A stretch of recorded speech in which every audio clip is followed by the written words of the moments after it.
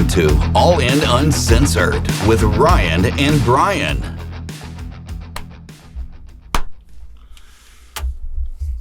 Episode 3, here we are. What do you have to say, Brian Taylor?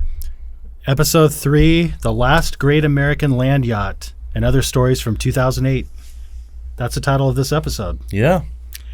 We're going to share stories about adversity and lessons we learned from the recession of 2008. Yeah, I think it's kind of, I think it's apropos for the time that we're kind of in right now. I think people feel like there's this underlying current of uncertainty going on with the economy and possible recession coming our way. So let's help our audience get out in front of it and give them some good tips based on personal experiences, you know?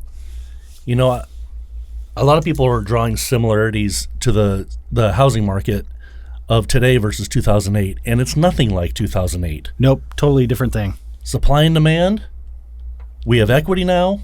Yeah, that's a big thing. We'll talk about that. It's so different. Yeah. We'll talk about that. You know, the thing too is if you guys are going through a hard time, we just want to encourage you that there is a light at the end of the tunnel. We have both been put through the ringer.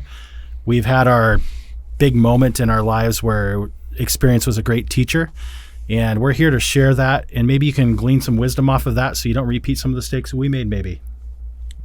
We don't want them to make the same mistakes we made. And if you have to go through it, though, we're going to be here to help guide you. That's right. Yep. So some of the things we're going to be exploring in this episode, we talked about 2008. How can the past help us in the present? I think this is going to be a good lesson for people. Yep. I'm going to talk about what's leading up to this episode titled The Last Great American Land Yacht. I'll talk about my ER visit back in 2008 due to a grand mal seizure. Kind of crazy stuff. That is crazy stuff. Then you've got some stories to share about your time during 2008. 2008 was a crazy time. We will get into that. Yep. And then we're going to wrap the show up with the benefits of hindsight and how to face adversity and some tools that we can help you with moving forward. And we'll touch a little bit on some budgeting tips and we'll do a deeper dive in a future episode on that stuff to help anybody out who's looking for that sort of help. So let's get into it. Yes, let's do. 2008 crisis. But wait, before we get into it, we have a special guest today. Oh, let's bring that our special very guest first out. guest on our show. Let me introduce G Money. G Money is in the house. He is going to join us for this episode. Our awesome friend Michelle Getson over at United Wholesale Mortgage delivered him to us a few months ago, and he's been thriving in this environment. He loves the positivity.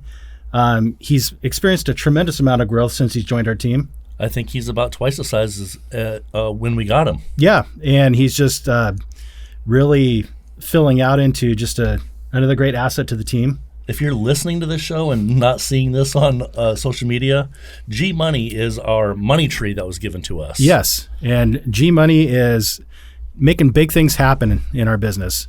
So we're going to maybe pull him a little bit more this way. Yeah. So G Money is not going to have a lot of words to say in this podcast, but he is with us. Here's what he has to say. Okay, let's get into it, shall we? Oh, man. Hey. Do you know what kind of shoes a kidnapper wears? No. White Vans. Oh, no. Oh, I should have saw that coming. Let's get into the show. Oh, dude, you're killing me here. I mean, All right. Right now, these are tears of laughter, maybe tears of other stuff later on here. So what happened in 2008? Well, we had quite the housing crisis in 2008. We had people getting loans that didn't get loans. The biggest loans that were given out were, the stated income, no assets. People were just buying houses crazy. If you saw the movie The Big Short, it's an excellent movie about the whole thing. If you haven't seen it, definitely watch that. Some really good takeaways on what people were doing. I mean, people with low earning jobs were buying multiple houses and renting them. Fraud was everywhere. Yeah. There's stories that we learn in our continuing education about mortgage fraud. lots of lessons still being learned from 2008. Even today, it's absolutely crazy what happened back then. The other thing too, a lot of people personally, myself included, experienced bankruptcy, foreclosure, and or short sales. And at the time, there was a lot of humiliation around that. And I felt like that was just a humiliating experience. And then what I have found as I've moved past that is being able to share that with people who are maybe a little bit reserved to share that they had a bad beat financially.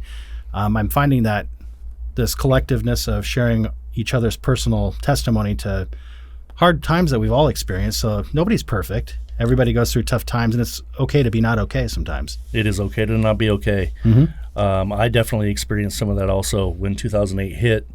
I was doing well in the mortgage industry. I was new to the business. I'd only been in a few years. My wife decided that, my wife and I decided that it was best for her to quit her job because financially we were fine. And then I got a pink slip one day, and the feds came in and closed us down. Mortgages basically went away, and foreclosure started to be rampant. Dude, that's such a common story that happened. I remember literally I had clients getting ready to close loans, and banks would call, sorry, we're not going to fund your loan. Click. Yeah. It was devastating. That was devastating from a income standpoint. That was devastating. From the standpoint of I was trying to build wealth for myself. I had a couple rental houses that all at the same time, basically my wife quit her job. My income went down about 75%. I had two small kids at home. At the time, they were 1 and 3. I had two rental houses that both went vacant at the same time. Both of my tenants absolutely destroyed the houses, and I had to make a decision. Did I want to spend $40,000 or $50,000 per house to get them back up and in running shape and start renting them again? Hoping that they would pay rent. Yeah. Or make the hard decision, and that's what I did. I let them go to foreclosure. Yep. You know what? Hard lesson. Yeah. I mean, you were a victim of a circumstance, and you had to let that go. So tell me more. So how old were your kids at the time? 1 and 3. 1 and 3. Dude, that's got to be rough. That was rough. Not knowing where money was going to come from. We had some money in the bank. We had savings. We didn't want to live on that, and we had some decisions to make on what we were going to do. And my decisions at the time were let some assets go that I owned and start over. Yeah. What do you think the hardest part for you was during that time? I think the hardest part for me was truly figuring out what I wanted to do. I was new to the mortgage industry, and I had to make a choice on what direction I was going to go. I was a truck driver before that, and I had a choice of going back to driving truck, knowing where that money was going to come from, or put my head down and know that I can do this business. And I knew that, I'm a people person, and I love helping people, and that's what this business is about. So I knew from that standpoint, that's the direction I wanted to go. I think one of the hardest things for me is, from a moral standpoint, was to give those houses back to the bank. I signed the document saying that I was going to pay. You signed a promise. Yep, and that was one of the hardest things I've ever done. Dude, I feel you on that. Tell me your story. Okay, let's. I'm gonna pull up some. We have little bullet points here. So, it was in the mortgage industry. The end of 2007. That's when all the mess started happening. There was one evening I was standing at my countertop in our kitchen. All of a sudden, the left-hand side of my body went completely numb. I thought I was having a stroke. That's crazy. I started blacking out. I called for my wife, and she came over and caught me before I smacked my head on our granite countertop. Next thing I know, I woke up in the ER. Wow. I was like, what the hell happened? Well, come to find out, it was a grand mal seizure, and they took an x-ray, found a little lesion on my brain. So I'm like, oh, great. Guess what? I was young at the time, didn't have medical insurance, didn't feel the need for it. Bryon, you're still young. I know I'm still young. It's kind of crazy. So no medical insurance. Yeah. I'm like, oh man, I'm totally hosed here. And at the time we were living in a gated community in Gig Harbor, pretty much our dream home. And we had 8 rental properties. We were building a real estate empire. And literally overnight, everything came tumbling down. My health, the real estate market, everything. So went from that to not being able to drive for 6 months, Washington state law. They found, oh, wow. Yep. They wanted to go in and do brain surgery and take a little sample of my tissue. My wife said, no way. Went up to Swedish Medical, started doing all this diagnostic testing. Long story short, I was on this crazy anti-seizure medication that made you feel freaking depressed all the time. Wasn't having any income coming in. So all of a sudden, all my bills are like stacking up. My renters all stopped paying rent. So same kind of situation, just like everything. I'm like, oh, I've got to try to sell then. So I called a real estate attorney. Hey, can I sell? Nope. You're upside down. You got medical issues. Your medical bills are stacking up. I don't know how many tens of thousands of dollars it was at that point. But when you start throwing in brain doctors and MRIs and all this diagnostic testing, it's crazy, dude. Yeah. So what ended up happening, we had to file bankruptcy and we had to walk away from almost $3 million of discharged debt. It was insane. Unreal. One of the most humbling, awful experiences of my life. But to that point, we need to both give a shout out to our wives. My wife stood by my side through that entire damn thing. Could have easily walked away, said, you effed up. I don't want to have anything to do with you. She didn't complain one time. She just pretty much picked up the slack, towed the line, and pulled me out of a real dark time. And to this day, it's I would never have survived that without her. Yeah, no, my wife was a total trooper during that time. It was absolutely crazy. She quit her job. She wasn't doing anything. Well, yes, she was. She had a huge job taking care of my 2 lovely boys. That's right. And that is a job that I'm super thankful for her taking care of that because, I've spent short periods of time with those little kids. That's a hard job. So to all you mothers out there. Yes. Kudos to you. Yep. And to all you wives supporting behind the scenes, the gratitude that we have for you. Thank you so much for just being there and supporting. Yes, thank you. So shout out to Deanna and Jenny. Yep. Thanks for standing there and being by our side and sticking with us. Yeah. More things to come, right? Yeah, that's right. So all of this fallout happened from all my medical stuff, right? Yep. So what the title of the last great American land yacht. So dude, I even lost my 98 Toyota Tacoma pickup truck, which I loved. So I gave everything back. It was like starting all the way over with zero.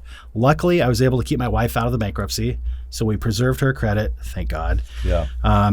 So thank God for my aunt and uncle too. They had a 95 Buick Le Sabre sitting around that they didn't need. I was able to buy it off of them. And this thing is the epitome of American comfort. It is a sleek 4-door white sedan with chipping paint. You can see the gray primer underneath. The blue leather interior is just a different level of comfort. When you roll down the road, you know that you're in a land yacht. What animal is blue leather? Yeah, I'm not exactly sure. But yeah, so I got back into sales. I left the mortgage business. I'm like, F this, I can't do this anymore. So I decided to pop over to insurance and make a go of it there. And at that time, we had to do appointments at the kitchen table at our client's house. There was not Zoom calls or any of that. No. Meeting belly to belly. So here I am rolling in my great American land yacht. So I would typically park about a block away and then walk to the client's house and show up just to make sure. You were embarrassed. I was embarrassed. But you didn't need to be. I didn't need to be. And I'm coming full circle with that. So I was completely down and humiliated and embarrassed by everything that had happened to me. And I even took a picture of my Buick Le Sabre and put that on my vision board here in the last year and a half as a reminder of a place I never want to get back to again. But interestingly enough, since we've been working on all this mindset stuff, I've come full circle. Now, I actually want to get a 95 Buick Le Sabre with white paint and blue leather interior and make that my daily driver again, because now it's a point of pride. It reminds me of how far I've come at my lowest point in time. So if you're out here listening to us and you can help with finding cars, that's what Bryon needs. If you have a 95 Buick Le Sabre you want to sell, hit me up. I would love to talk to you about that. They truly are the great American land yacht. The great American land yacht. I honestly can't even picture what that car looks like. Dude, if you saw it, you'd say, we need to roll for a road trip in that thing to Joseph, Oregon, because it would be 7 hours of pure comfort. I don't know about that. Yeah, it'd be rad. It would be rad. So I guess the point of us sharing our stories, I mean, I could talk for 2 hours on what happened. You probably could do the same. Absolutely. Yeah. I mean, we don't need to sit here and beat it to death, but we say and share our experiences to let you know that if you're going through a tough time, it's okay. Other people have been through tough times, and guess what? There's a light at the end of the tunnel. So adversity is a really good teacher. Like I talked about, the last Great American Land Yacht has become a symbol of pride for me now. It reminds me of where I was and how far I've come, and it also reminds me I'm no longer trapped by the material things. I don't need to have the latest and greatest Tesla or whatever to make me feel satisfied and whole as a human being. No. Yep. It represents a fresh start. It represents the fact that family rallied around me when I needed them the most. And like people came out of the woodwork to help me when they didn't have to. And that's huge. And we're here to do the same for you. We are here to do the same. History is a great teacher. And you said it earlier, it is okay to be okay. You know, we have so many things that hit us every single day. And we have, with those things, you can take those as negative and just bury your head in the sand. Yeah. Or you can take them as positive and be grateful for the things that you're learning. The negative things are learning experiences. Take those, figure out how to turn it into a positive, and run with it. Yeah, totally. So for those people that are out there struggling now with debt, what would you suggest they do? Well, I mean, every situation is different. As a homeowner with debt, I think you need to go talk to a professional like us. Yep. And restructure. You know, we have the huge difference between 2008 and now is everybody has so much equity, but everybody has so much debt also. The amount of debt in the United States topped $1 trillion a couple months ago. It's insane. If you have a home and you have all this equity, there are things you can do. So many people are tied to their super low interest rate right now, and it's like they hang that 3% interest rate on a gold necklace. Chain around their neck. Like, do you go up to a dinner party and see people advertising what rate they have on their mortgage? No.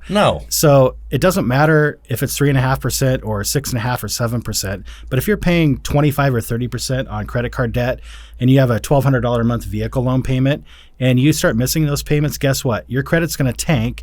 And then the equity you do have in the home, you're not going to be able to access it. You need to talk to somebody before you get to the point of Don't make the mistake we payments.